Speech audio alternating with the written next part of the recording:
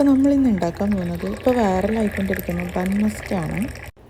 അതിനുവേണ്ടി കുറച്ച് ബട്ടർ എടുത്തിട്ടുണ്ട്, അതുപോലെ കുറച്ച് കണ്ടൻസ് മിൽക്ക് കുറച്ച് ചേർത്താൽ മതി, അല്ലെങ്കിൽ മധുരം കൂടാൻ ചാൻസ് ഉണ്ട്. പിന്നെ കുറച്ച് വാനില എസൻസ്. ഇനി ഇത് നന്നായിട്ട് ബീറ്റ് ചെയ്യണം. ഫോർക്ക് വെച്ചിട്ടോ അല്ലെങ്കിൽ വിസ്ക് വെച്ചിട്ടോ നന്നായിട്ട് ബീറ്റ് ചെയ്തെടുക്കുക, ക്രീമി ടെക്സ്ചറാക്കി എടുക്കണം.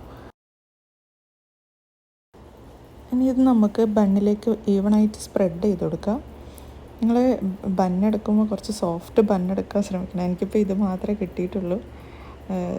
ബണ്ണ് എത്രയും സോഫ്റ്റ് ആവുന്ന അത്രയും ടേസ്റ്റ് ഉണ്ടാവും.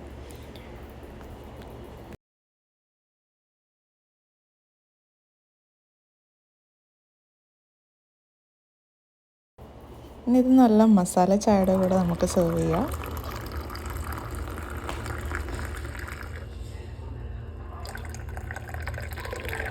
അപ്പോൾ നിങ്ങൾ ഇതൊന്ന് ട്രൈ ചെയ്ത് നോക്കുക. എന്തായാലും ഒരു വെറൈറ്റി ടേസ്റ്റ് ഉണ്ട്. Okay, by.